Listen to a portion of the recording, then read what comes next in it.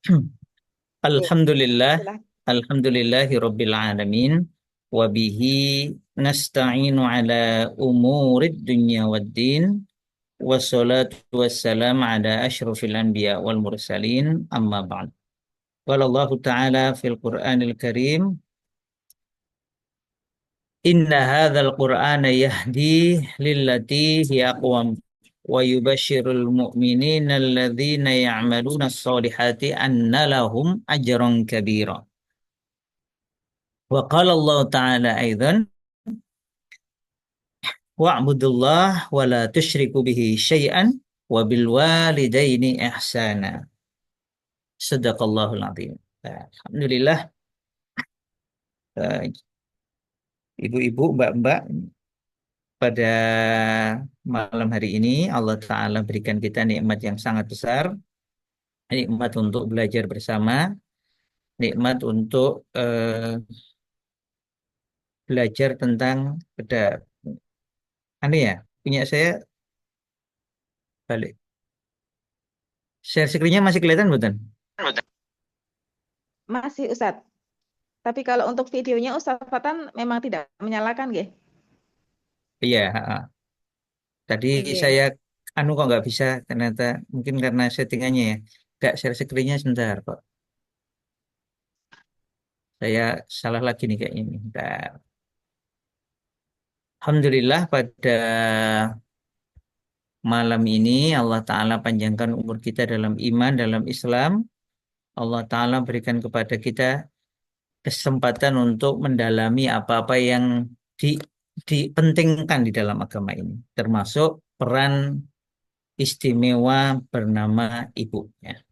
Pada malam ini kita akan membahas beberapa. Yang paling utama adalah yang peran penting ibu di dalam Al-Quran dan di dalam hadis Rasulullah Shallallahu Alaihi Wasallam. Kemudian nanti kita akan menengok sedikit dalam pusaran sejarah Islam, ya, kalau waktunya memungkinkan. Nah, ini sekedar untuk membantu kita. Para ulama kalau bicara tentang peran penting ibu biasanya merujuk beberapa ayat. Pertama adalah surat Luqman ayat 14 ya. Bagi jamaah sekalian, para umahat, para akhwat, kalau membawa Quran dan atau memungkinkan buka silahkan dibuka surat Luqman ayat 14. Ini karena pujian Allah kepada para ibu. Pemuliaan Allah kepada para ibu. Allah menempatkan para ibunda ini pada singgasana kemuliaan. Satu di antaranya tampak sekali di dalam surat Luqman ayat 14. Allah Ta'ala berfirman, wa wasainal insana biwalidayhi. Ya, jadi awal ayatnya itu wa wasainal insana biwalidayhi. Dan kami wasiatkan, dalam makna kami tetapkan, kami perintahkan kepada manusia itu li'aisy untuk apa? Untuk berbuat ihsan kepada kedua orang ibu bapaknya, ya, kepada kedua orang tuanya. Nah, ini lebih jelas ya tulisannya biar nggak kepotong. Setelah itu, setelah pemulihan kepada kedua orang tua, Allah Ta'ala itu memberi kekhususan kepada ibu. Hamalathu ummuhu wahnan ala wahnin wa fisalu fi amain anishkur li wali walidai ilayyal masir. Jadi setelah memerintahkan berbuat ihsan, berbuat baik kepada kedua orang tua, itu Allah menyebutkan secara khusus peran ibu, jasanya ibu. Apa itu? Pertama, ibunya si manusia ini telah mengandungnya wahnan ala wahnin. Dalam keadaan lemah yang bertambah-tambah. Kemudian setelah itu, yang nggak disebut di ayat ini adalah melahirkannya. Lalu setelah melahirkan, yang ketiga adalah wafisalu fi amain. Lalu menyapihnya dalam 2 tahun. Artinya sebelum menyapih kan berarti ada penyusuan ya, rodho'ah dulu selama 2 tahun. Nah, menyebut jasanya orang tua secara khusus ibu ini adalah li Aisyah anishkurli wali walidai, agar kalian ini bersyukur kepadaku, kepada Allah. Bersyukur ini kita temukan dalam banyak ayat, maknanya adalah beriman, taat, mengisi kehidupan dengan amal-amal soleh, dan kepada kedua orang tuamu, ya, kepada ibu bapakmu. Ilayal masir, kepadakulah, kepada Allah lah kalian, kayak kelak kalian akan kembali. Jadi para umahat, para akhwat, seksamailah betapa Allah Ta'ala itu setelah memerintahkan untuk berbuat ihsan kepada kedua orang tua, itu secara khusus menyebut peran ibu, peran istimewa para ibunda. Ini surat Luqman ayat 14. Ini silahkan diingat, dihafalkan untuk menjadikan peneguh kepada yang sudah menikah dan punya anak, betapa Allah Ta'ala memuliakan antuna jami'an, bagi mbak-mbak yang belum menikah dan insya Allah suatu kali akan diberi rezeki oleh Allah menikah dan memiliki anak. Ini adalah apa namanya, kabar gembira untuk Anda semua yang mau menjalankan peran ibu dengan penuh tanggung jawab. Kemudian ayat berikutnya masih serumpun maknanya di surat yang lain, yaitu surat Al-Ahqaf ayat 15. Allah Ta'ala berfirman, وَوَصَّيْنَا الْإِنسَانَ بِوَالِدَيْهِ إِحْسَانًا. Nah, di sini disebut ihsannya. Dan kami wasiatkan, dalam makna kami perintahkan kepada manusia, kepada kedua orang tuanya itu berbuat ihsan. Tentu ibu-ibu, mbak-mbak ingat ya bagaimana Rasulullah Shallallahu Alaihi Wasallam memberi penjelasan tentang ihsan. Mahia ihsan, kata Rasul, anta'budallah ka'annaka tarah. Fa'in lam takun tarah, fa'innahu yara. Ihsan itu adalah engkau berbuat baik, beribadah kepada Allah seakan engkau bisa melihat Allah langsung. Jadi ketika kita berbuat baik kepada kedua orang tua kita, ingatlah, sadarilah bahwa Allah Ta'ala sedang di hadapan kita, menyaksikan langsung kita. Nah, kalau kamu tidak bisa melihat Allah, fa in lam yakun yarak, maka level kedua dari ihsan adalah sadarilah, ingatlah, ketahuilah bahwa Allah itu melihatmu. Maka bayangkanlah ketika kita berbuat baik kepada kedua orang tua itu, em, Allah Ta'ala menyaksikan kita, bahkan hadir di saat itu. Lalu sama, disebutkan secara khusus setelah perintah untuk berbuat ihsan atau berbakti kepada kedua orang tua, itu peran ibu disebut khusus. Ya, kayak bapaknya gak penting gitu ya. Langsung disebut khusus. Apa Allah Ta'ala berfirman? Hamalathu ummuhu kurhan wa wada'athu kurhan wa hamluhu wa fisaluhu thalathuna syahran. Kalau di sini lebih lengkap ya. Yaitu pertama, ibunya mengandungnya kurhan dengan susah payah. Kalau tadi wahnan ala wahnin, di sini disebut kurhan dengan susah payah. Melahirkannya dengan susah payah pula, yaitu bertaruh nyawa. Yang kalau seorang ibu melahirkan wafat, maka insya Allah dia pada level syahidah. Kemudian yang ketiga, setelah itu adalah menyusuinya yang kira-kira sampai 2 tahun tadi. Jadi ini dua ayat ini saling mengokohkan dan saling menguatkan. Coba mbak-mbak, ibu-ibu bayangkan. Jadi keutamaan ibu itu berkaitan erat dengan maaf, ini umum dulu. Keutamaan wanita gitu. Keutamaan wanita itu berkaitan dengan perannya sebagai ibu, terutama pada 3 hal, yaitu pertama mengandungnya, kurhan, awah dan alawah ini di dalam ayat yang lain tadi, capeknya mengandung, tambah capeknya mengandung. Itu Allah sebut beberapa kali untuk menunjukkan, nah itulah yang bikin kamu mulia, hai para wanita. Kemudian yang kedua, melahirkan seorang anak, dua orang anak, tiga anak, makin banyak, berpayah-payah. Itu kan gini ya, saya pernah ngobrol dengan sekian simbah ya, sepuh maupun sekian ibu yang sepuh maupun ibu-ibu yang barusan ya atau barusan melahirkan atau punya sekian anak. Ini ada jawab menarik dari seorang ibu yang anaknya itu saya lupa kalau nggak salah itu anaknya 10 apa 12 itu ya. Saya tanya, "Loh Ibu, kok purun? Kok mau melahirkan berkali-kali?" Gitu. Kata beliau, "Alah Mas." Karena dia senior dia manggil saya Mas. "Alah Mas, ya suwe-suwe ra ono rasa nih." Maksudnya maksudnya maksudnya nggak ada rasanya gimana Bu? Ya alhamdulillah yang pertama sakit, yang lama-lama sakitnya makin berkurang.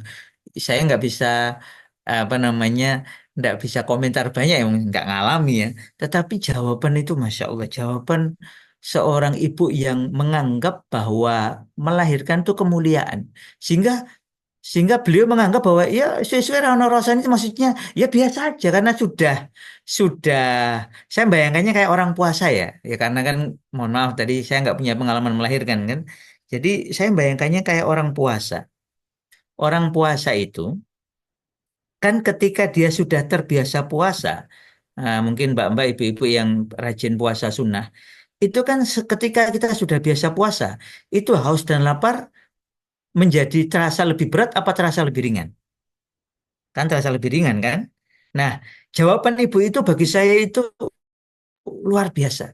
Jadi ketika seorang ibu itu melaksanakan tugasnya dengan sebaik-baiknya, mengharap ridha Allah Ta'ala, maka yang normalnya wahnan ala wahnin, itu karena dia melakukannya dalam rangka meraih ridha Allah, maka Masya Allah, Allah mudahkan sampai ya tadi itu, ada yang 10 kali, ada yang 12 kali.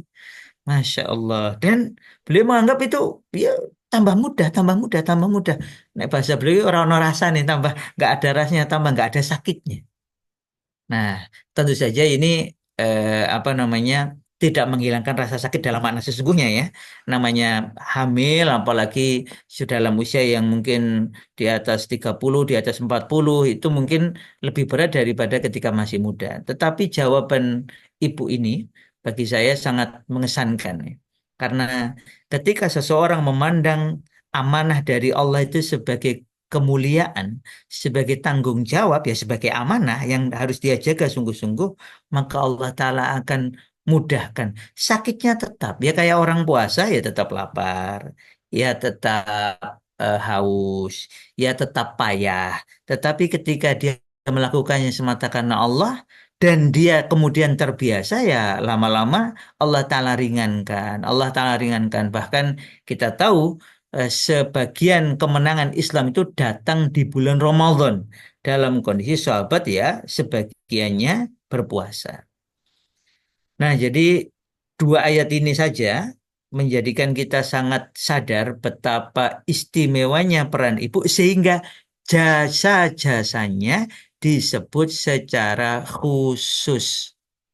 Ini tolong ibu-ibu maupun calon ibu ini ingat baik-baik karena ini pernyataan para ulama. Ayat-ayat ini menunjukkan betapa istimewanya peran ibu khususnya bagi para anaknya sehingga setelah perintah berbakti kepada kedua orang tua yaitu ibu bapaknya yang disebut secara khusus to the point detail oleh Allah Ta'ala adalah jasa-jasanya ibu bahasa guyonnya Ustadz saya dulu koyok-koyok bapak-bapak ini nggak penting. Karena yang setelah ini disebut adalah ibu, ibu, ibu. Siapa yang mengandung? Ibu. Siapa yang melahirkan? Ibu. Siapa yang menyusui sampai menyapihnya? Ibu. Bapaknya kan nggak ada ini.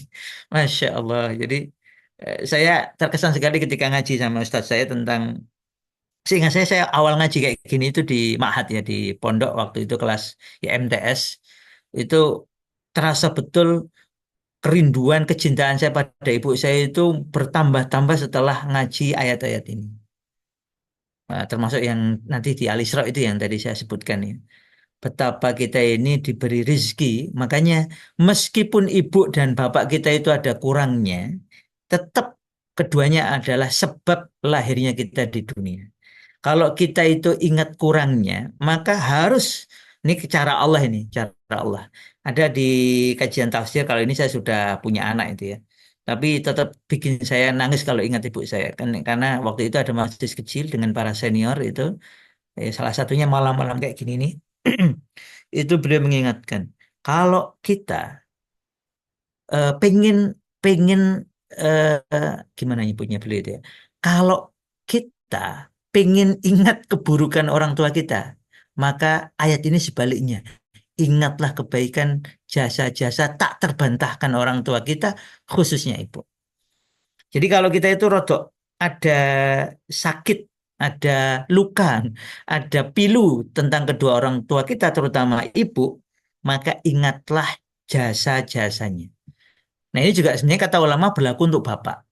Jadi ketika kita itu diwaswas, ya, diberi bisikan oleh syaitan untuk membenci orang tua kita. Quran tuh caranya gini. Quran tuh caranya ngajari kita.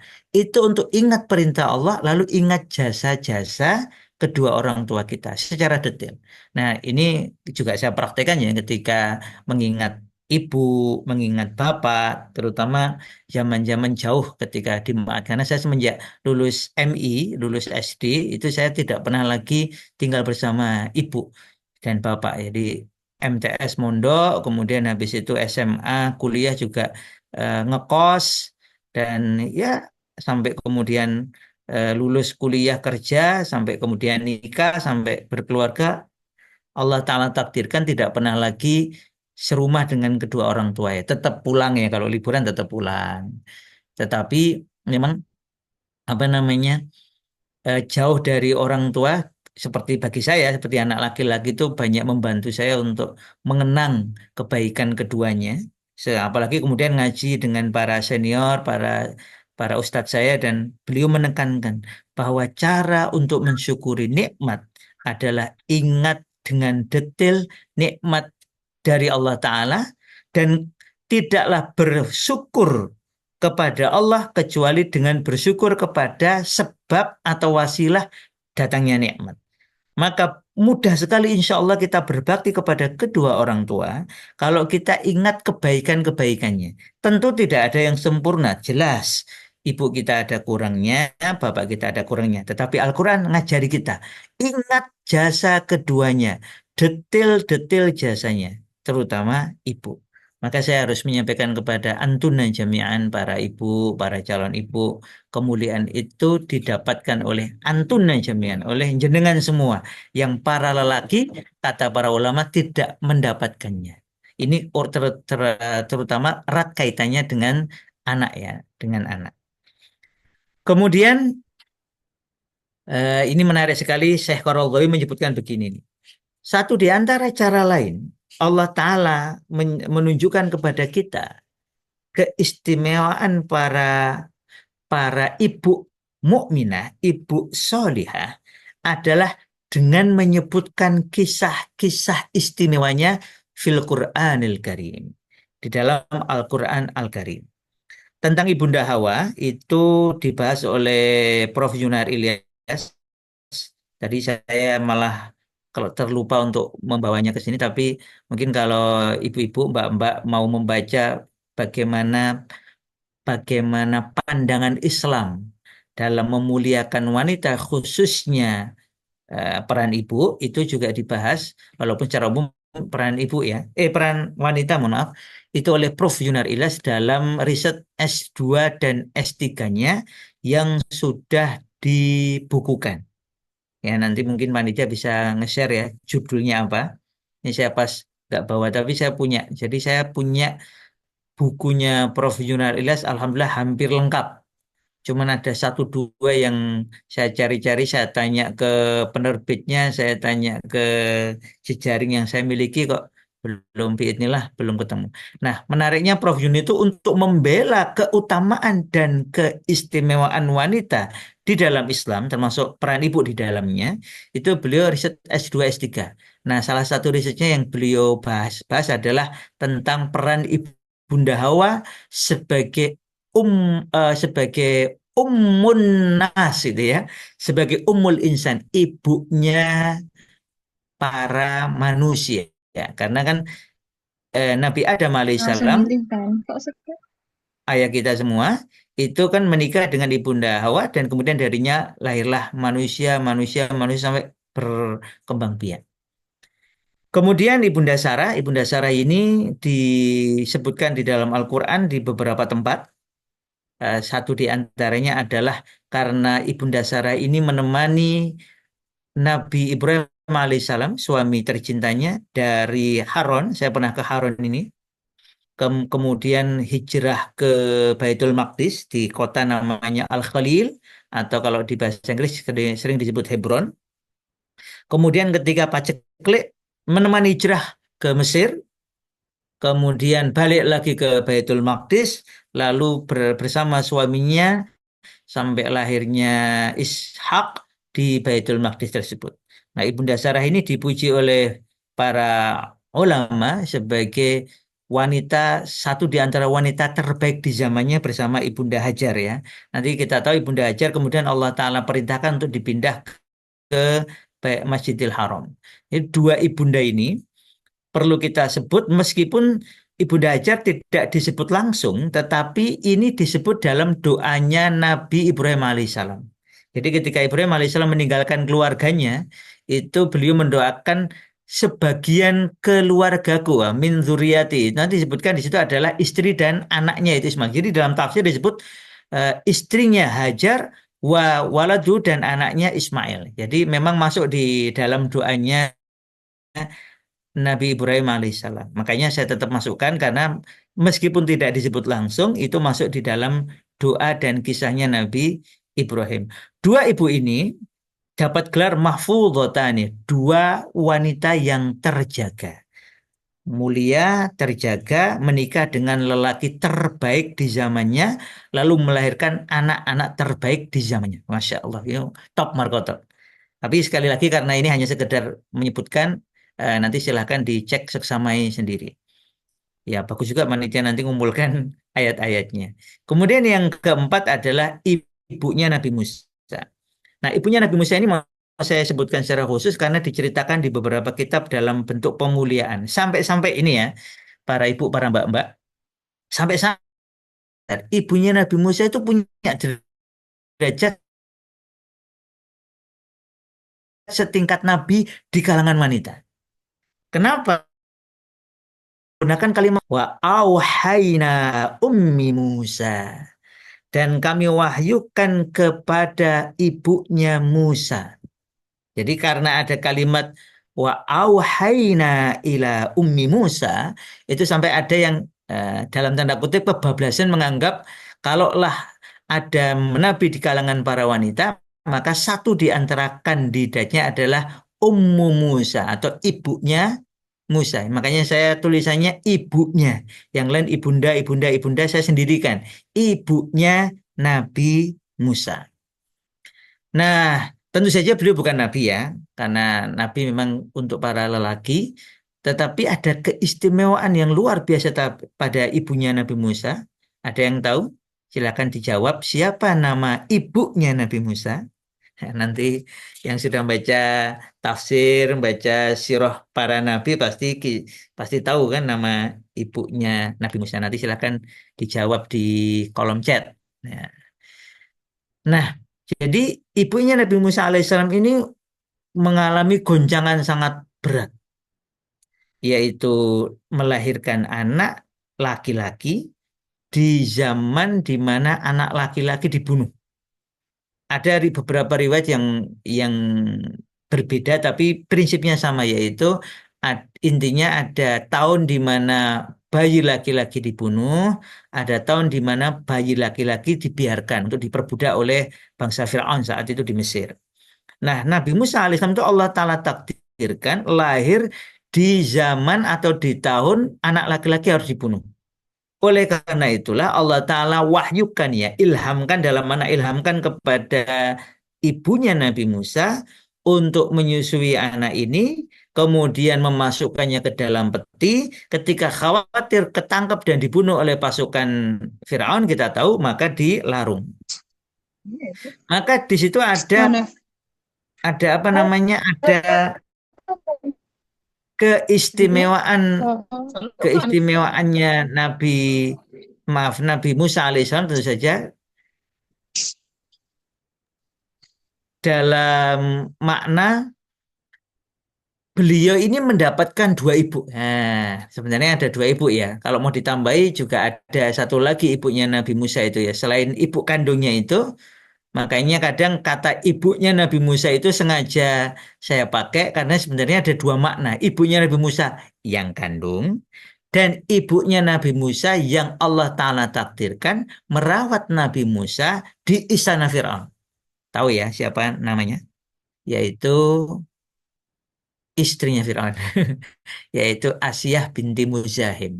Satu di antara wanita terbaik yang kelak menjadi satu di antara empat pemimpin wanita jannah.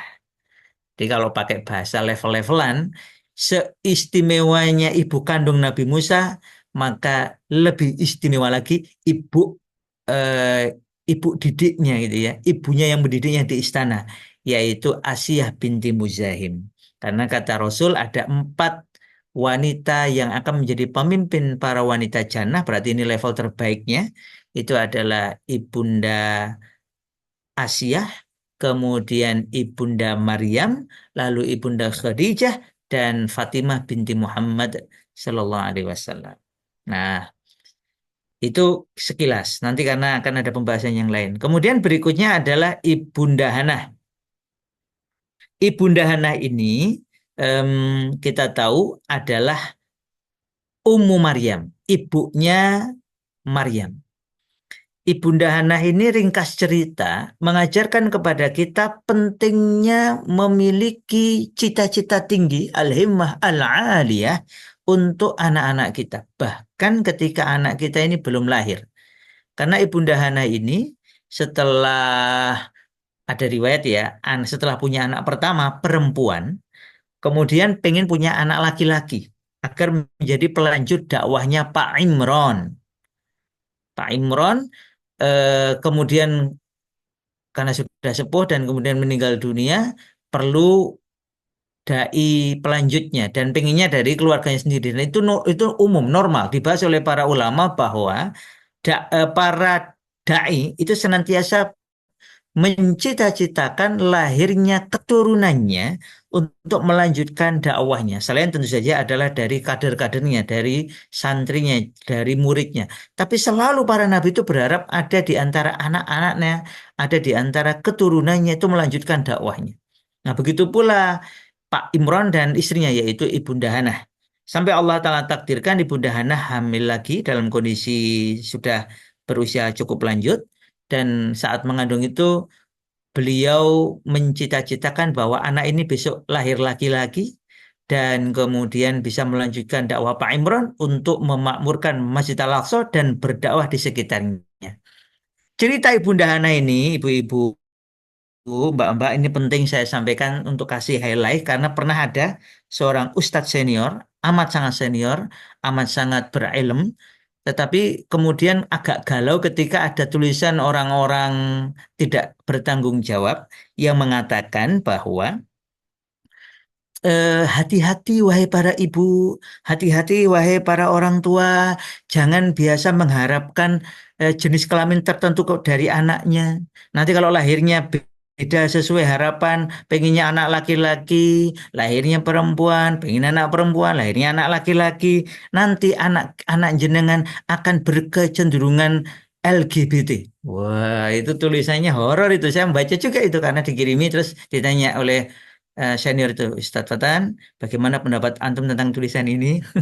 Ya Allah, ini orang nggak pakai dalil, nggak pakai riset ilmiah, ngarang tulisan bahwa kalau orang tua, kalau ibu terutama mengharapkan jenis kelamin tertentu dari anak yang dikandungnya, lalu anak ini lahir kok beda, nanti anak berkecenderungan LGBT.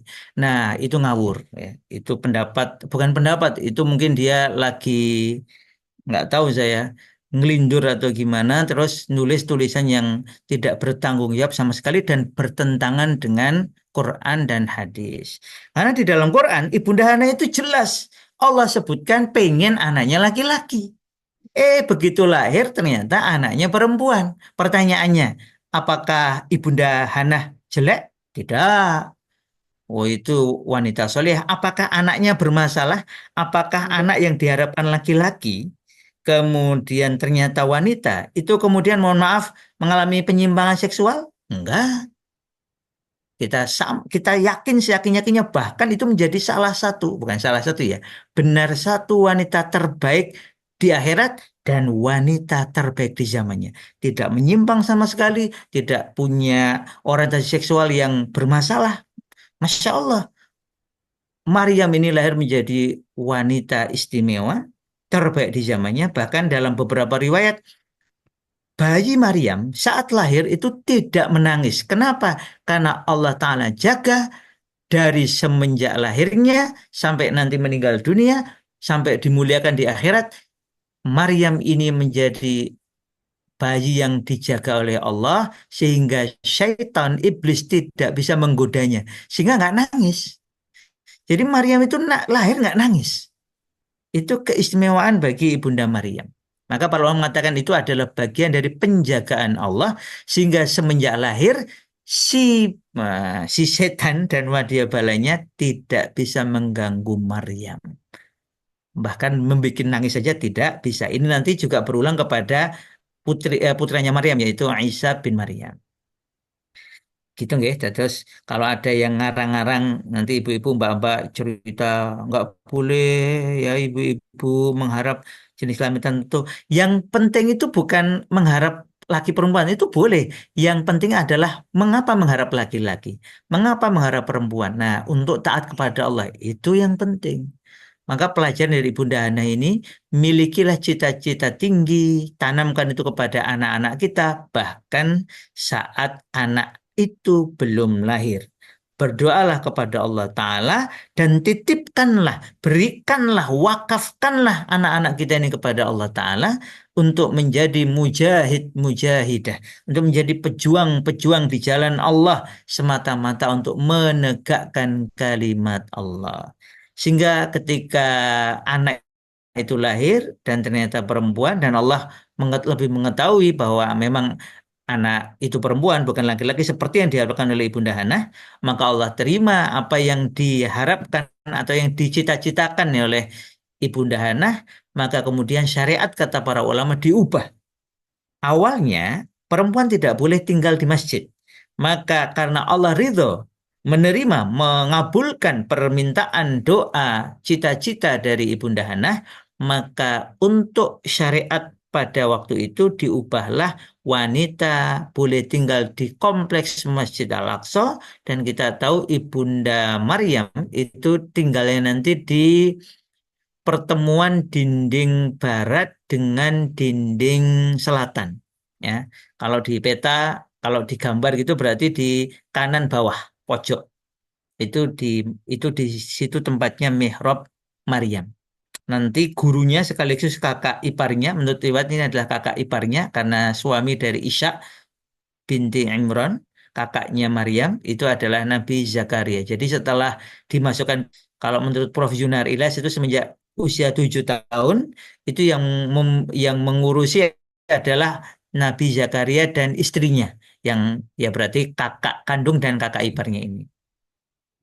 Clear ya? Jadi kisah Ibunda Hana ini penting untuk para ibu dan calon ibu agar bersungguh-sungguh berperan sebagai ibu, termasuk nanti ketika hamil, satu di antaranya adalah mendidiknya dengan baik, menanamkan cita-cita baik, bahkan ketika anak itu belum lahir dan kemudian ketika lahir ya merawatnya dengan baik dan setelah itu menyerahkan pendidikan selanjutnya kepada orang-orang yang bertanggung jawab. Ibunda Maryam nggak akan saya ceritakan banyak ya karena ceritanya sudah sering kita dengar, tapi ringkas cerita ini komentar guru kami yang sangat mengesankan tentang Ibunda Maryam. Apa keistimewaan Ibunda Maryam? Sehingga beliau menjadi wanita terbaik di zamannya dan satu di antara wanita terbaik di akhirat yang kelak Allah Ta'ala akan nikahkan Ibunda Maryam ini dengan Rasulullah Sallallahu Alaihi Wasallam sebaik-baik insan. Itu kata guru saya gini, karena Ibunda Maryam itu menghabiskan umurnya untuk bersiap menjadi ibu dan setelah itu menjadi ibu. Udah gitu. Itu kalimat yang bagi saya mengesankan. Saya ulang ya, ibu-ibu dan calon ibu. Kenapa Ibunda Maryam itu menjadi wanita terbaik di zamannya dan menjadi satu di antara wanita terbaik di akhirat? Itu kata beliau itu, ini kajian tafsir yang saya ikuti itu menarik. Karena Maryam ini habiskan umurnya untuk bersiap menjadi ibu dan kemudian melaksanakan tugasnya sebagai ibu sebaik-baiknya. Maka dalam beberapa riwayat setelah Nabi Isa alaihissalam diangkat ke langit, itu Ibunda Maryam itu melanjutkan dakwah putranya beserta murid-muridnya Nabi Isa sampai Allah Ta'ala takdirkan beliau wafat dalam kondisi muslimah mukminah. Gitu. Ini tentang Ibunda Maryam. Jadi ringkas padat karena perannya sebagai ibu. Mari kita tengok bagian berikutnya yaitu di dalam hadis Rasulullah Sallallahu Alaihi Wasallam. Ada sangat banyak. Sebenarnya sangat menarik ya kalau umpamanya begini. Jadi jadi semua ayat tentang ibu di dalam Al-Quran dikumpulkan jadi satu kitab. Kemudian semua hadis tentang ibu dikumpulkan jadi satu kitab. Itu sangat menarik. Nah, saya sebutkan beberapa contohnya yang utama. Dan ini berdasarkan fikih nisanya Qaradawi, kemudian kitabnya Al-Mar'ah wa Kaidul A'da oleh Syekh Abdullah bin Wakil Asy-Syekh. Ini saya ambilkan dari dua kitab itu yang utama.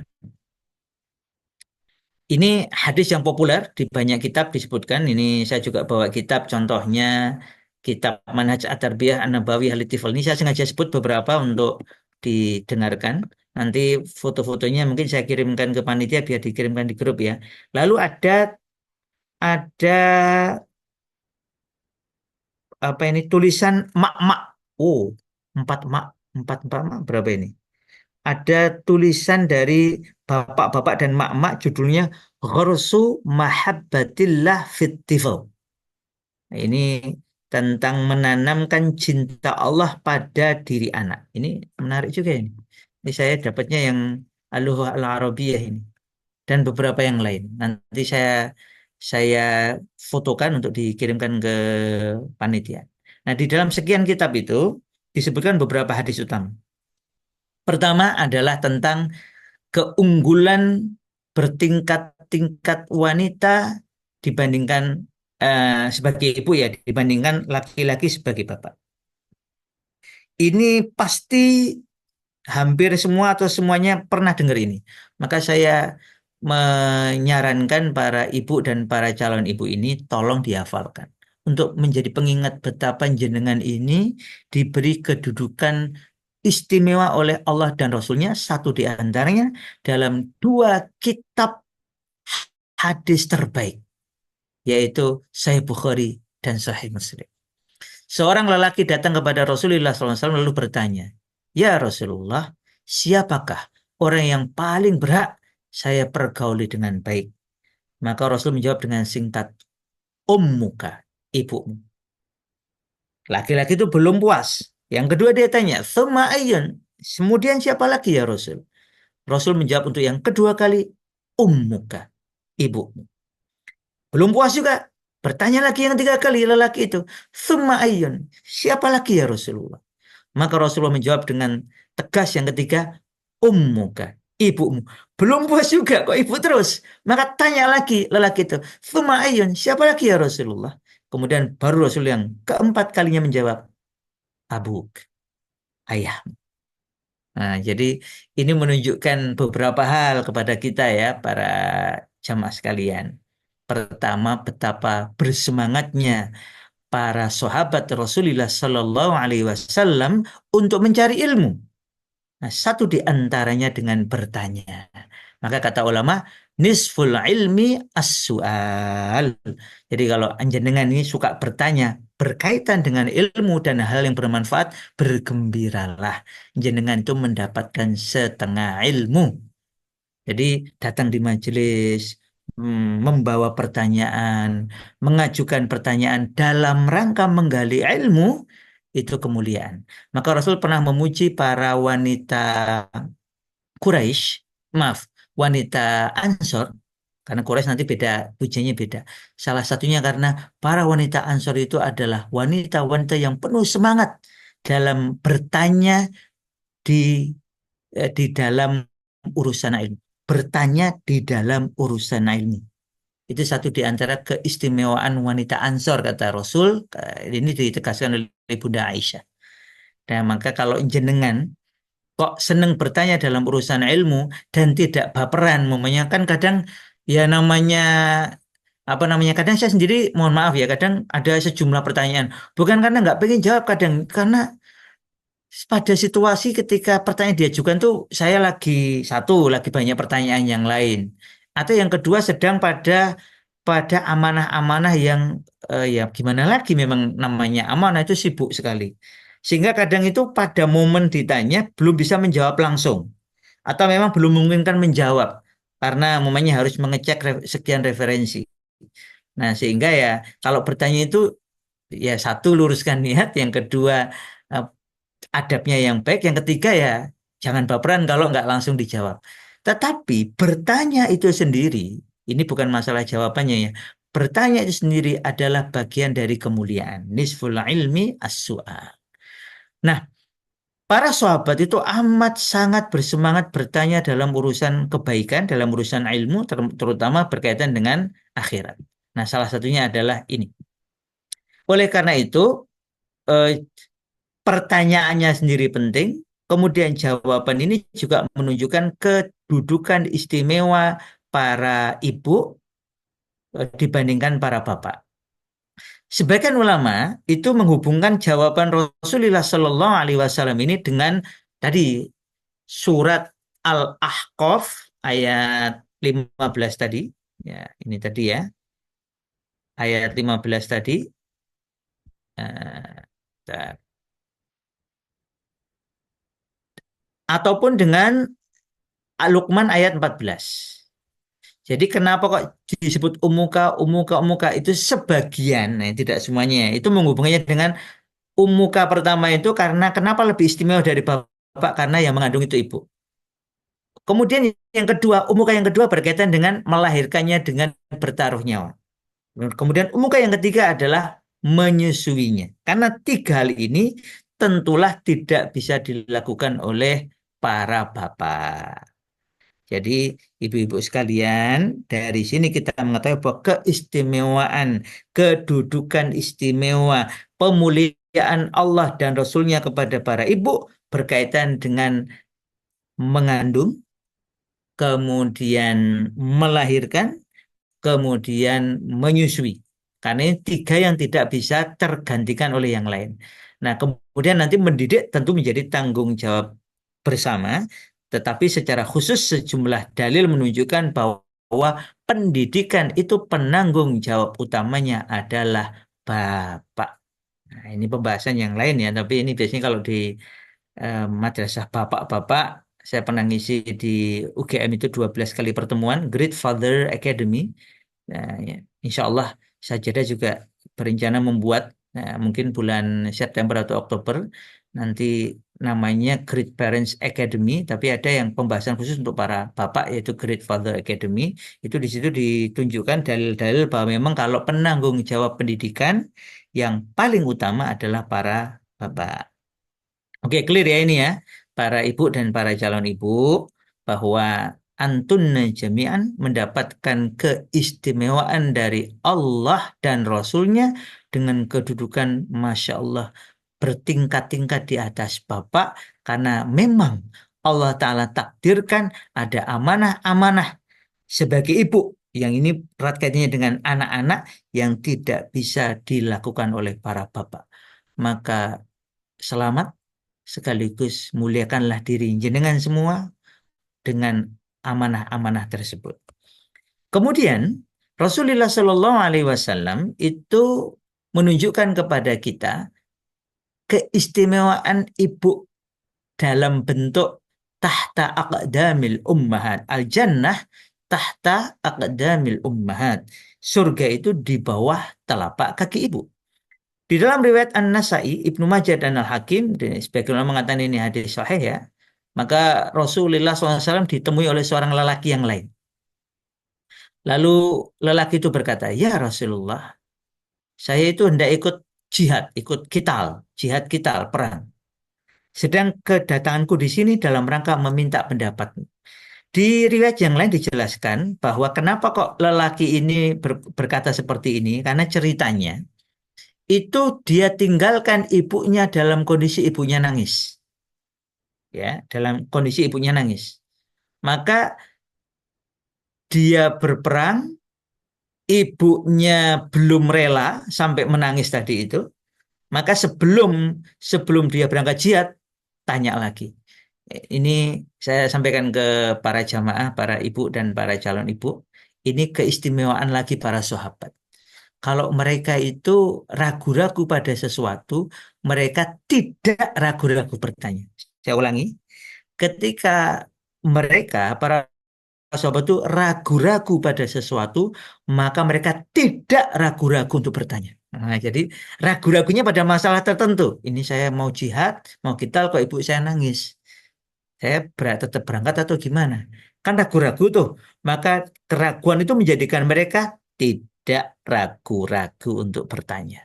Tentu kepada ahlul ilmi. Dalam hal ini saat itu adalah Rasulullah Sallallahu Alaihi Wasallam. Itu menunjukkan lagi keistimewaan para sahabat. Pokoknya daripada ragu-ragu, mending tidak ragu-ragu bertanya, mencari dalil. Ini apa yang harus saya lakukan.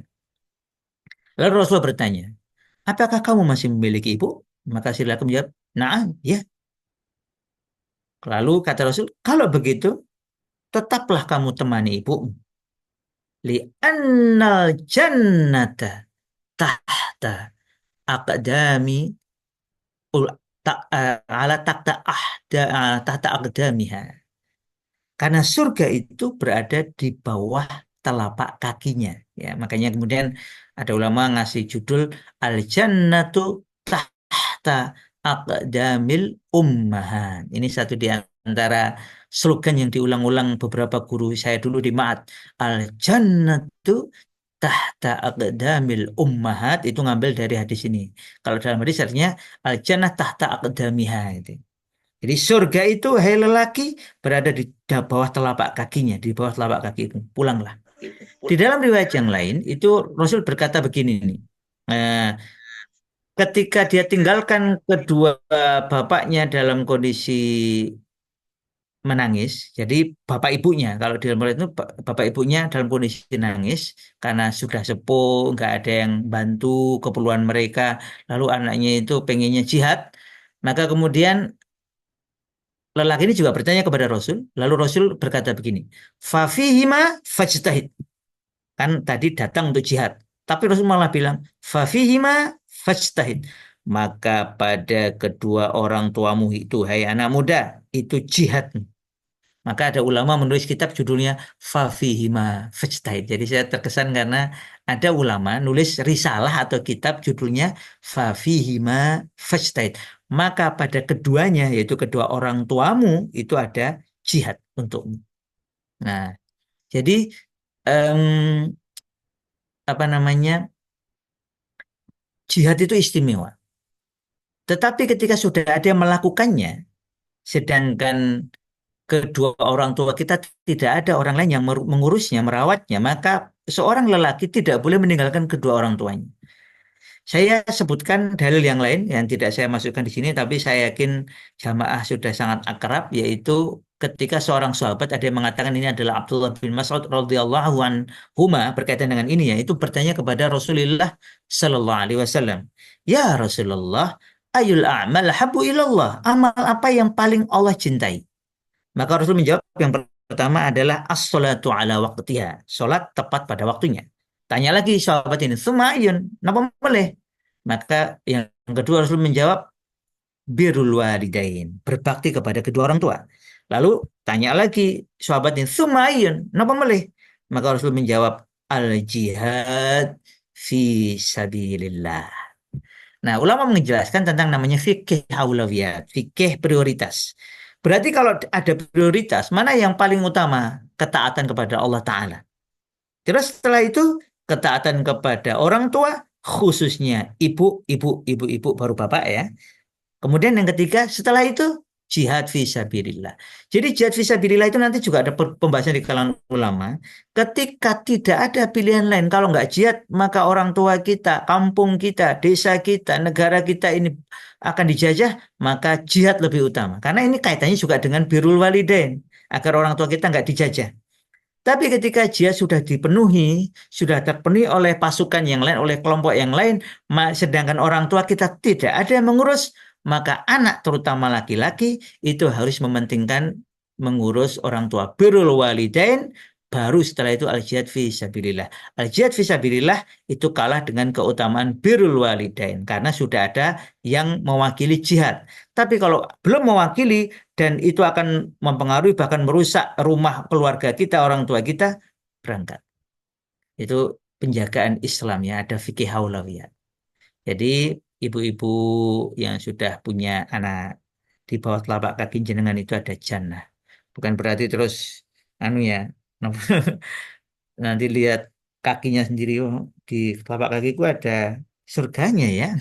Atau kita bilang sama anak-anak kita, nah ini loh, cium nih telapak kakinya ibu nih, ini surgamu ini.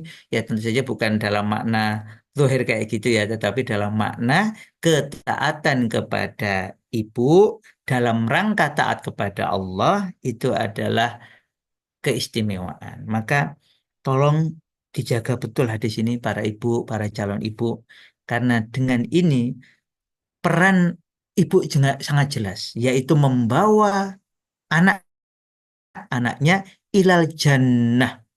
Clear nggak? Ilal jannah.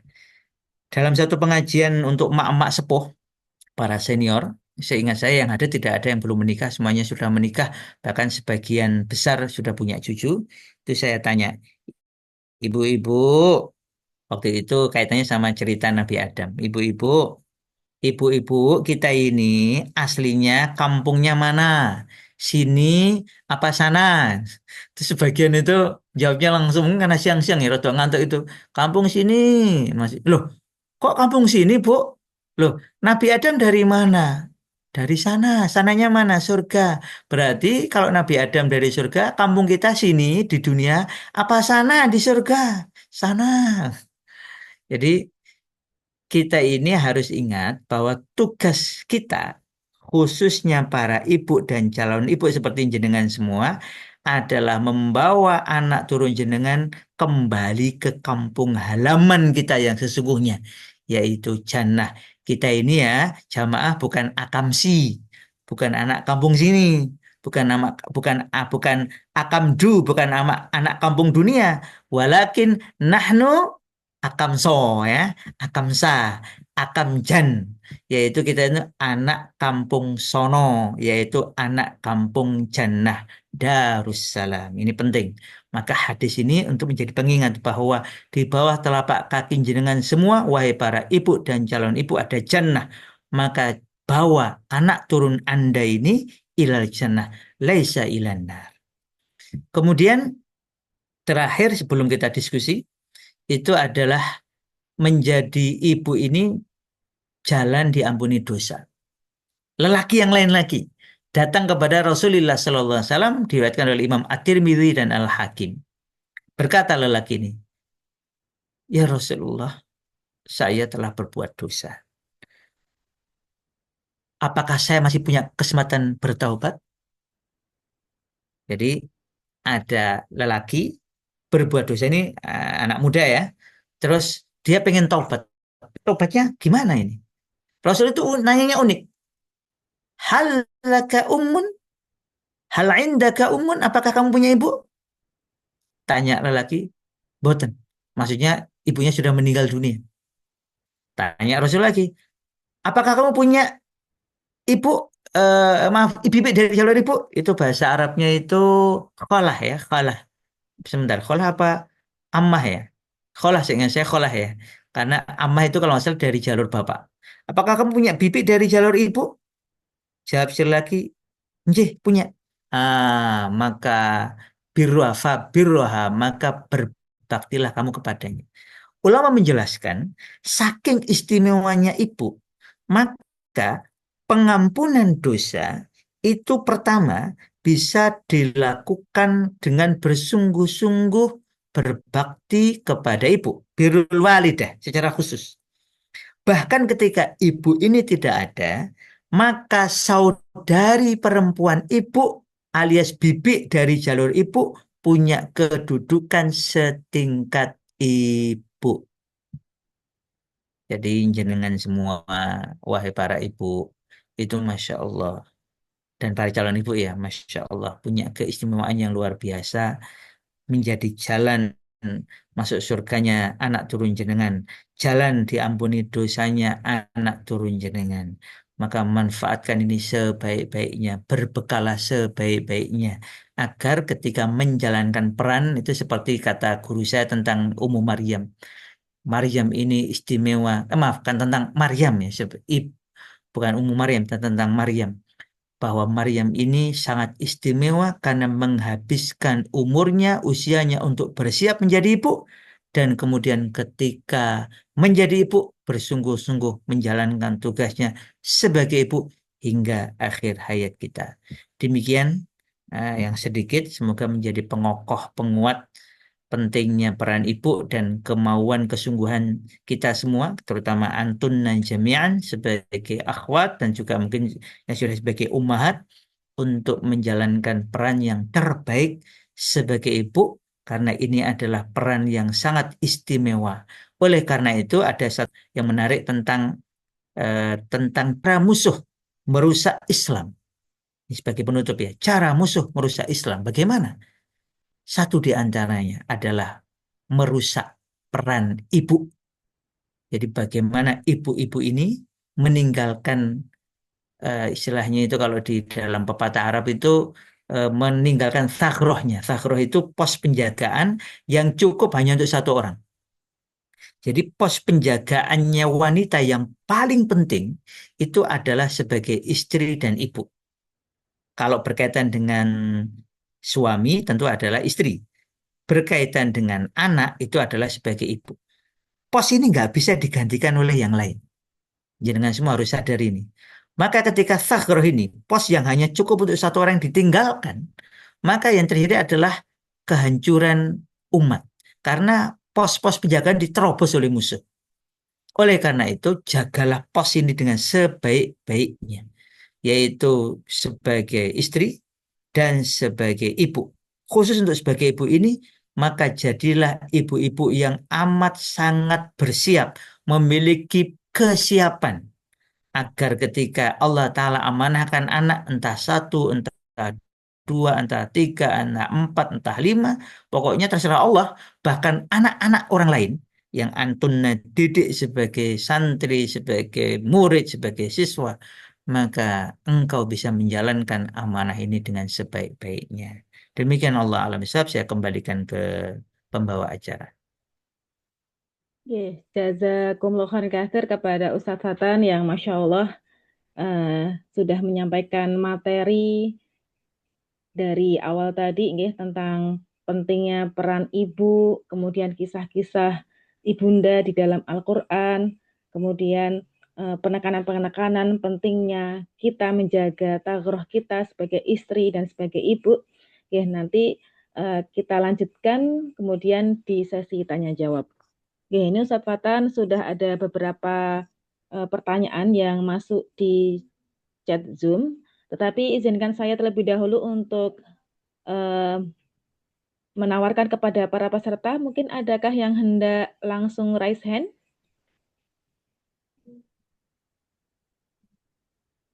Ada? Mboten nggih? Nggih, ini ada 3 pertanyaan dari peserta. Yang pertama, Ustadz, ini dari Mbak Hasna. Afwan Ustadz, bagaimana ketika sudah lama menikah tetapi belum dikaruniai anak, belum diizinkan untuk hamil maksudnya? Bagaimana ikhtiar terbaik? Ya, ikhtiar terbaik itu berarti ada ikhtiar ke langit, ada ikhtiar sebagai hamba Allah, basyariah. Ikhtiar langit itu pertama meyakini bahwa takdir punya anak itu kapan dan seperti apa itu yang terbaik dari Allah. Oleh karena itu, isti'anah ilallah. Iyyaka na'budu wa iyyaka nasta'in. Maka kita diperintahkan untuk melakukan ibadah-ibadah dan kemudian meminta pertolongan kepada Allah. Beberapa doa yang dicontohkan oleh para hamba Allah yang soleh di Quran itu contohnya itu doanya Nabi Ibrahim alaihissalam. Robbi habli minas solihin ya. Kemudian ada juga doanya Nabi Zakaria alaihissalam. Robbi habli miladunka dzurriatan thayyibah. Nah, jadi nanti eh, cermati doa mereka yang Allah Ta'ala takdirkan sampai puluhan tahun nggak punya anak kayak Nabi Ibrahim, sampai sepuh nggak punya anak kayak Nabi Zakaria.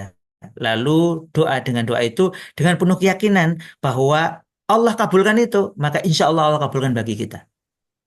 Gitu. Sehingga nanti, karena memang doa itu nggak boleh ragu-ragu. Jadi prinsip doa itu tidak boleh ragu-ragu. Masalah dikabulkannya, kan nanti kata Rasul, doa itu pasti Allah terima. Dengan tiga macam. Pertama, Hmm. dikabulkan di dunia, waktunya terserah Allah. Yang kedua, sebagai penolak bala. Penolak bala. Ada bencana mau menimpa kita, ada Hmm. musibah mau menimpa kita. Iya. Lalu karena doa kita itu ditolak oleh Allah Ta'ala. Kemudian yang ketiga, disiapkan sebagai pahala terbaik fil akhirah. Mana Hmm. ya kita nggak tahu, makanya tugas kita doa saja. Dengan penuh keyakinan tanpa keraguan. Bagi kita mungkin susah, bagi Allah gampang. Ingat, Ibunda Sarah hamil di usia kira-kira ada yang bilang 80, ada yang Hmm. bilang 90. Makanya saya kadang guyoni simbah-simbah. Ibu usianya berapa Bu? 60. Ah, masih muda Bu. Itu Ibunda Sarah Bu, pinten ketika lahir Ishak, ada yang bilang 80 Bu, ada yang bilang Tis'un Bu 90. Ibu-ibu berapa? Oh, pada ketawa itu. Tapi kan iya, tapi kan kenyataan. Itu kisah nyata. Bisa nggak terjadi? Ya bisa. Terserah Allah. Apalagi kalau jenengan masih di bawah 50 ya, di bawah 40 insya Allah. Itu ikhtiar-ikhtiar ini yang patut kita lakukan kepada ya ibadah, kemudian doa kepada Allah secara khusus. Kemudian ada ikhtiar yang Allah Ta'ala berikan melalui nikmat-nikmatnya ini. Pertama adalah hujan. Hujan Hmm. ini diyakini oleh sejumlah ulama karena liyuhyal ardha ba'da mautiha, menghidupkan bumi setelah matinya, termasuk menjadikan wanita yang dalam tanda kutip sepertinya tidak bisa hamil dengan izin Allah bisa hamil. Nah, jadi Hmm. mandi. Saya kemarin dicurhati juga oleh seorang bapak karena bapak ini punya anak cuma satu. Anaknya sudah menikah 5 tahun, belum dikaruniai anak. Saya sarankan, Pak, kalau ada ruangan atau tempat yang ya pokoknya tertutup gitu ya, suami istri mandi bareng aja, mandi bersama. Maksudnya mandi kena hujan loh ya. Ya tentu pakai pakaian yang pantas tapi tertutup ya berdua gitu. Hmm. Karena ikhtiar minta kepada Allah Ta'ala. Termasuk ada yang meyakini minum air hujan juga bisa membantu. Kemudian yang kedua ada herba-herba, ada jenis-jenis makanan yang secara ilmiah bisa membantu. Nah, ini kalau nanti insya Allah kami umumkan ya, ini Ustadz Fauzil Azim dengan Sajadah akan membuat khusus eh, kelas Tibul Mar'ah wa Tibun Nisa. Ini Tibul Mar'ah itu erat kaitannya dengan wewangi alami yang tip itu kan tib itu artinya alami asli thayyib. Ini kami sedang mengumpulkan, Masya Allah, lihat risetnya itu luar biasa ya. Jadi ternyata ada bahan-bahan alami yang itu dianjurkan dipakai oleh para wanita saat mendampingi suaminya dalam ibadah khusus. Saya sebutkan beberapa ya.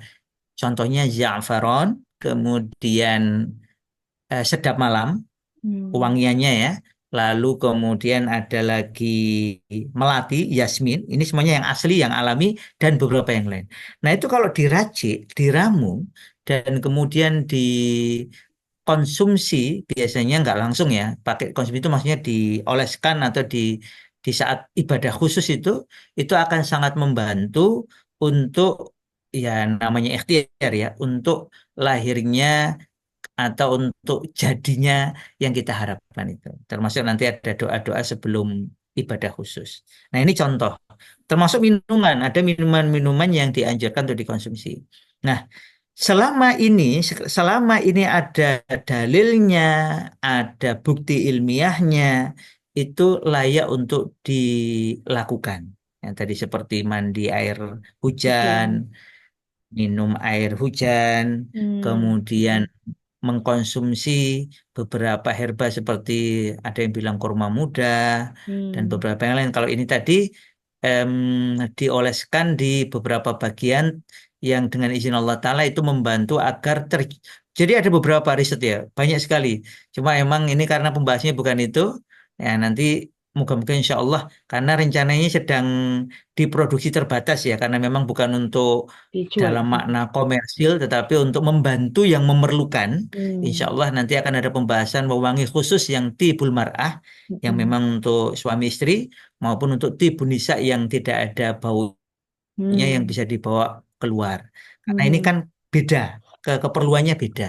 Nah itu insya Allah bisa bisa membantu hal-hal ini. Tapi yang jelas ini adalah ikhtiar basyariah. Artinya hasilnya ya terserah Allah.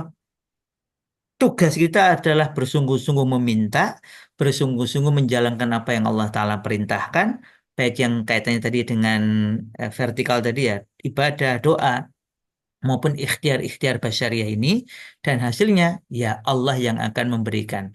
Yang jelas tidak pernah ada batasan, ini udah 5 tahun, 10 tahun, karena saya pernah jadi saya dijemput, ini terakhir ya untuk menegaskan pertanyaan tadi. Saya pernah dijemput oleh seorang bapak yang 20 tahun nggak punya anak. Begitu pasrah, ini ya memang rahasia Allah. Ya Allah ya Allah, terserah jenengan. Kalau emang nggak diberi rezeki ya berarti ya, memang nggak punya anak. Kami akan membantu rawat anak-anak orang lain. Suami sini pasrah. Setelah semua usaha dilakukan, kemudian terserah Allah. Itu kata si bapak ini di atas saya usianya karena jemput saya itu biidnillah istrinya hamil padahal usianya sudah 40 lebih apa ya mungkin malah 50. Saya juga Masya Allah yuk cerita-cerita kayak gini tuh ya masih ada ya zaman now itu masih ada termasuk kakak sepupu saya Lama. berarti kan usianya udah hampir 50 tahun itu barusan punya anak dan sehat Hmm. itu di atas saya lumayan tuh sekian tahun. Masya Allah. Jadi sekali lagi urusan rizki anak itu urusan Allah. Allah. Tugas kita adalah tidak pernah berputus asa dari rahmat Allah. Lalu ya tawakal. Setelah kita ikhtiar yang terbaik, hasilnya kita serahkan kepada Allah. Demikian Allah alam bisa. Oke, Alhamdulillah. Semoga sudah menjawab pertanyaan dari Mbak Hasna, nggih. Ini kemudian selanjutnya dari Bu Rini. Bismillah izin bertanya Ustadz, bagaimana caranya menghilangkan rasa takut untuk menikah dan punya anak? Karena zaman sekarang banyak orang menikah, tapi banyak juga yang mengalami permasalahan besar dalam rumah tangganya masing-masing. Apalagi untuk mendidik anak-anaknya. Begitu Ustadz. Ya, em, itu bisa dibalik juga. Bagaimana caranya biar menikah sukses seperti orang-orang soleh. Nah, jadi kadang cara kita memperhatikan sesuatu itu mempengaruhi cara kita melangkah. Kalau kita itu fokusnya kepada banyaknya hamba-hamba Allah yang dimuliakan dengan pernikahan, dimuliakan dengan anak turun yang soleh dan solihah, maka fokus kita kan jadi bertanya, bagaimana mereka menyiapkan diri, bagaimana mereka menjadi suami atau istri, bagaimana mereka menjadi orang tua yang baik untuk anak-anaknya, gitu. Karena kadang kalau kita itu fokusnya pada yang Bermasalah. buruk, ya, Mm-mm. ya akhirnya kalau kami nyebutnya saya ya nyebutnya di komunitas psikologi mengaji nyebutnya adalah proaktif Proaktif. model. Hmm. Jadi kita itu proaktif. Jadi nggak nunggu masalah. Kita itu Hmm. tanyanya adalah gimana ya? Ya dua-duanya tetap tetap penting ya. Tetapi pertanyaan kita awal tuh bukan gimana gimana biar nggak masuk neraka dulu, tapi gimana biar masuk surga kan? Nah, gimana biar masuk surga? Oh amal ini, amal ini, amal ini. Oh belajar ini, belajar ini. Nah itu yang fokus kita. Maka pertanyaannya bisa dibalik. Bagaimana cara mengikuti jejak Rasulullah Sallallahu Sallallahu Alaihi alaihi Wasallam dengan wasallam. para istrinya yang minas solihat, minal qonitat, minal hafizat. Oh, berarti belajar ilmunya. Nah, ketika kita fokusnya kepada itu, ini sebenarnya mengikuti Al-Fatihah ya. Hmm. Kita ketika sholat itu diajari oleh Allah untuk berdoa gini, ihdinas siratal mustaqim. Mustaqim. Siratal ladzina an'amta alaihim. Nah, jadi kita itu diperintah untuk ya Allah berilah kami itu petunjuk untuk bisa dan tetap di jalan orang-orang yang lurus ya, orang-orang yang engkau beri nikmat. Siapa itu? Nah, kemudian kita fokus ini loh, minal anbiya, para nabi dan keluarganya, kemudian para siddiqin, lalu para para syuhada, para solihin. Nah, ini yang perlu kita perbanyak. Referensi-referensi orang-orang yang sukses dalam menjalankan perannya sebagai istri yang solihah dan sebagai ibu yang solihah. Sehingga kita punya banyak referensi untuk menjadi baik.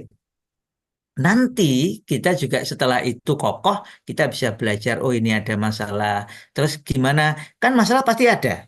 Oh, tanya Mbak Ati yang sudah jadi ibu berapa tahun itu. Masalah itu ada. Dan itulah asiknya. Hidup kalau nggak ada masalah kan nggak asik. Momennya gini, Mbak-mbak ini, ibu-ibu, momennya makan makanan. Momennya kalau nggak ada masalah kan bayangkannya manis ya. Oh, bayangkan semua manis. Buah ini manis, kemudian nasi manis, lalu air bening manis, lombok manis, garam manis. Kira-kira enak nggak? Nggak enak, malah gampang kena penyakit gula nanti. Tapi indahnya hidup itu adalah ketika kita makan itu ya rasanya macam-macam. Nah begitu pula hidup. Kalau semuanya gampang, semuanya enak, lama-lama nggak enak. Kita perlu ada asinnya, kita perlu ada kecutnya, kita perlu ada pedesnya. Nah, sama hidup juga begitu. Asiknya itu ya tidak semuanya manis. Begitu pula dalam berupaya menikah maupun nanti ketika menjalani pernikahan sampai kemudian ketika melaksanakan tugas. Sampai guru saya itu komentar begini. Ini guyonan guru saya. Beliau sudah meninggal ya. Itu beliau bikin suaranya gagah itu, foton. Kalau ngomong gitu, foton. Oh, bapak ini kalau sudah lama tidak rame sama ibumu, maksudnya sama suaminya itu. Sama maaf sama istrinya itu. Oh, bapak bikin gara-gara, bikin drama. Saya ingat kalau ngomong itu gitu. Pak bikin drama. Gimana, Pak? Ya, an bikin gara-gara biar ibumu itu cemberut. Hmm. Ini bukan bapak saya loh ya, ini guru saya udah meninggal ya Allah itu beliau itu lucu memang dan kelebihan beliau itu adalah merangkul berbagai jenis anak-anak. Nah, jadi kalau terlalu manis, kadang perlu kita kasih yang garam, kadang kita perlu kasih yang kecut, kadang perlu kita kasih yang pedas. Nah, dengan cara itu kita menyadari bahwa memang hidup ya begitu itu, hidup itu pasti ada tantangannya.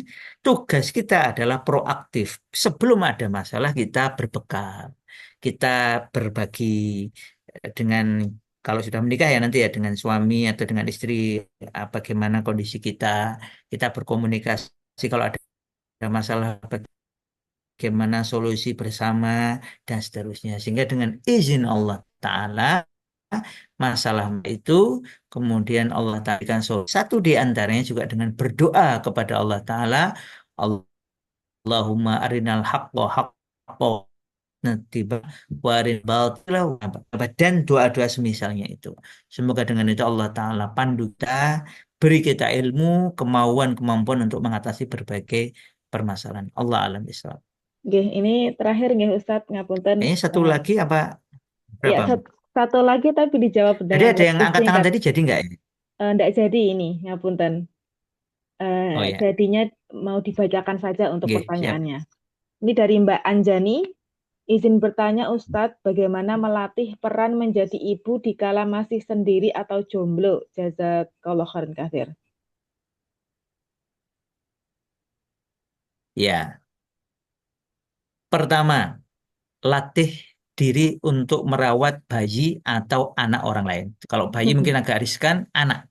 Nah, jadi nanti kalau nggak tahu Mbak Anjani ini di Jogja apa di luar kota? di luar kota ya. Iya. Kalau di dalam kota kan nanti bisa temu Mbak Atik nanti ngelatih ngelatih ngomong Ais gitu ya. Atau pokoknya latihan ngomong anak kecil. Saya dulu itu saya itu laki-laki, tapi terkenal dari semenjak SD biasa ngomong anak. Wow, alhamdulillah itu rezeki yang saya suka. Jadi saya itu dikenal pinter ngomong anak. Ya Hmm. gimana nyebutnya ya. Jadi itu sebenarnya warisan dari ibu dan bapak. Terutama mungkin bapak ya, bapak kan saya laki-laki, gagah dan pinter ngomong anak. Itu alhamdulillah ngelihat gitu, wih, iya ya sama anak-anak itu dan itu ditanamkan oleh oleh orang tua saya, oleh guru-guru saya. Anak kecil itu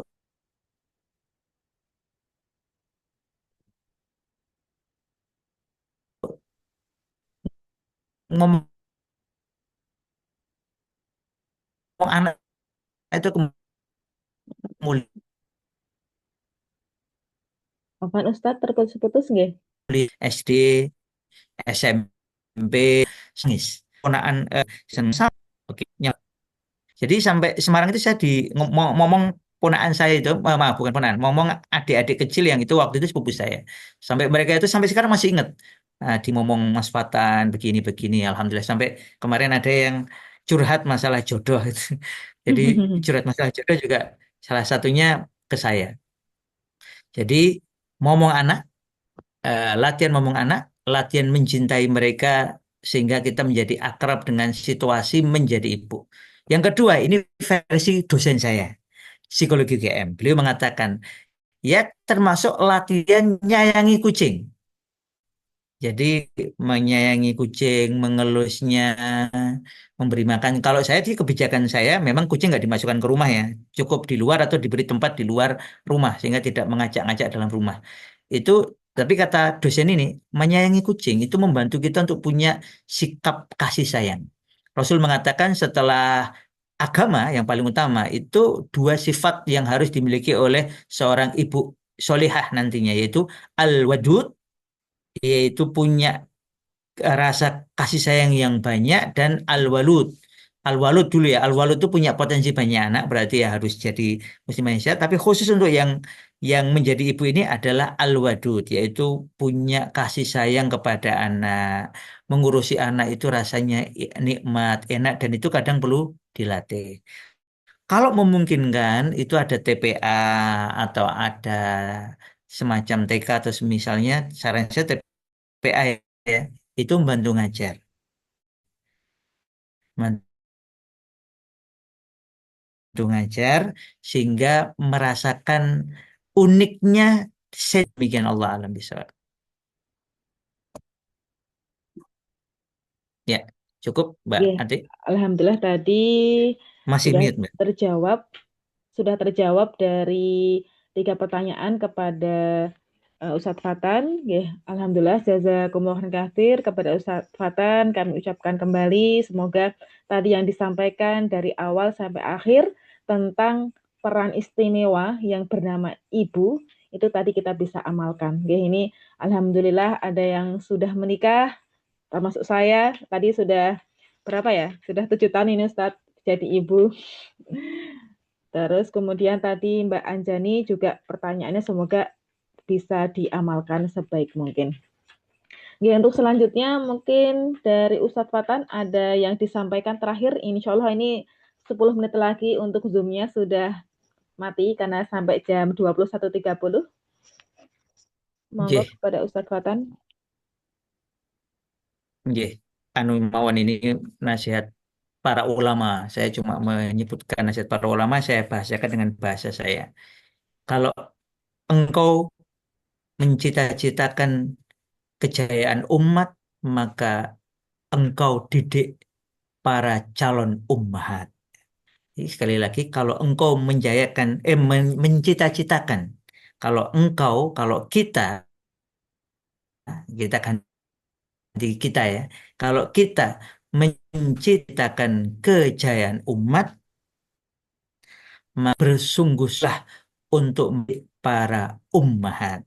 Bagian dari itu tentu saja adalah mendidik mereka bahkan ketika mereka belum menikah, bersiap menjadi ibu bahkan ketika belum punya anak. Maka tadi ada yang belum punya anak, Masya Allah, tadi matur suwun pertanyaannya, itu mengingatkan nasihat kita, nasihat dari para ulama untuk kita semua, maka beruntunglah para wanita, para akhwat yang belum menikah atau sudah menikah belum punya anak, karena engkau masih punya waktu untuk bersiap-siap yang terbaik. Bahkan engkau juga bisa mendidik bukan hanya anak-anakmu, tapi juga anak-anak umat ini. Karena sekali lagi, kalau kita mencita-citakan kejayaan umat, maka persiapkanlah, didiklah sebaik mungkin para umahat. Demikian Allah alam bisawab.